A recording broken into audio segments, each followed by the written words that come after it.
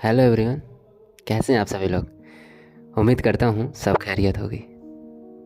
तो आज एक लंबे अरसे के बाद मैं फिर से आपके सामने हाजिर हूँ एक और अधूरी प्रेम कहानी के साथ, जिसका नाम है राम की प्रेम कहानी। तो चलिए शुरू करते हैं कि एक लड़का था जिसका नाम राम था। सिर्फ नाम से ही नहीं बल्कि वो अपने काम से भी राम था। ज़िंदगी में हर किसी के एक ऐसा मोड़ आता है जहाँ पर हर किसी को किसी ना किसी से प्यार हो जाता है। स्कूल के वक्त में ही राम की ज़िंदगी की वो खूबसूरत घड़ी आ चुकी थी जब राम को एक परिजात से मोहब्बत हो चुकी थी। परिजात परिजात उर्दू का एक बहुत ही हसीन और खूबसूरत सा शब्द है जिसका मतलब है परियों की संतान, मतलब परियों जितना खूबसूरत। तो स्कूल के वक्त में ही राम की ज़िंदगी की वो खूबसूरत घड़ी आ चुकी थी जब राम को एक परिजात से मोहब्बत हो चुकी थी। सिर्फ उसका हुस्न ही परिजात था या फिर उसका दिल भी परिजात था, इस बात से शायद राम भी अनजान था। और अभी अनजान थी वो लड़की उसके नाम से भी, पर राम को यहाँ मोहब्बत उससे बेशुमार हो चुकी थी। सुबह सुबह आसमां में सूरज के उगने से पहले ही उसकी गली में उसका ही दीदार हो जाना मानो एक हसीन ख्वाब के साथ सवेरा हो जाना था। मोहब्बत महज अभी उसकी एक तरफा थी, मगर जब खुले बालों के साथ झुमके में वो उसके सामने आती थी तो राम के सजाए हुए ख्वाबों में वो राजा और वो उसकी महारानी बन जाती थी। और होता है ना, हर सच्चे प्रेमी की ज़िंदगी में एक ऐसा मंजर आता है जब वो अपनी मोहब्बत के खातिर पूरी कायनात से लड़ने के लिए तैयार हो जाता है, मगर अपनी ही मोहब्बत का इजहार अपनी महबूबा के सामने करने की हिम्मत नहीं जुटा पाता है। और फिर राम की ज़िंदगी का वो खूबसूरत पल भी आ गया जब उसकी उस लड़की से दोस्ती हो गई। दोस्ती के बाद राम को एहसास हुआ शायद उसकी मोहब्बत अभी भी एक तरफा है। एक अजीब सा डर हुआ और दर्द के साथ उसे डर लगने लगा कहीं मोहब्बत की बात करके वो अपनी दोस्ती भी ना खो दे। इसी डर की वजह से उसने मोहब्बत का नाम भी दोस्ती रख दिया। मोहब्बत के साथ साथ दोस्ती के साथ साथ राम की मोहब्बत अब हद पार करने गई थी।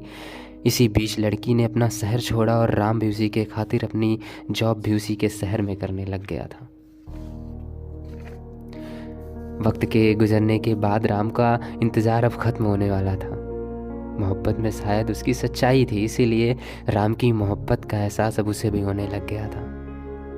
राम की मोहब्बत अब मुकम्मल होने वाली थी क्योंकि मंजिल के रास्तों पर उसकी महबूबा भी उसके साथ चलने वाली थी। वक्त के साथ साथ दोनों को एक दूसरे की मोहब्बत का एहसास हो गया। इसके बाद मोहब्बत का इजहार हो गया और इस जन्म तो क्या, सातों जन्म हम साथ रहेंगे, ये वह कसम और ये वादा भी हो गया था। राम की ज़िंदगी का ये सबसे खूबसूरत पल बन गया था जहाँ उसे अपनी ज़िंदगी का सबसे खूबसूरत और हसीन तोहफा खुदा से मिल गया था। कुछ वक्त मोहब्बत के नशे में रहने के बाद अब मोहब्बत को उसकी मंजिल तक ले जानी थी। यह सोच राम ने महबूबा से पूछा, चलो बताओ अब शादी कब करनी है। यह सुन उसकी महबूबा परेशान हो गई और उल्फत के साथ कहा, इतनी जल्दी क्या है, अभी रुक जाते हैं। या सुनकर राम परेशान हो गया और बोला, क्यों रुक जाते हैं, जब मोहब्बत है तो रुकना क्यों है, हमें हमारी मोहब्बत को उसकी मंजिल तक तो ले ही जाना है ना। उसकी महबूबा बोली, यह इतना आसान नहीं होगा, हमारी कास्ट अलग है इसलिए थोड़ा रुक जाते हैं, क्योंकि जैसा तुम सोच रहे हो शायद ऐसा कुछ भी नहीं होने वाला है।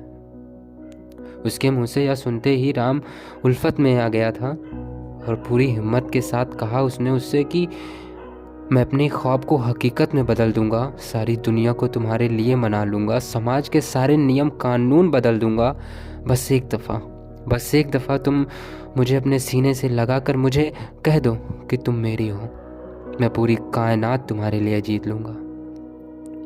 राम की गंभीरता को देखकर वो डर गई थी, परेशान हो गई थी और उसका डर साफ साफ जाहिर कर रहा था कि कुछ सच था जब वो राम से छुपा रही थी।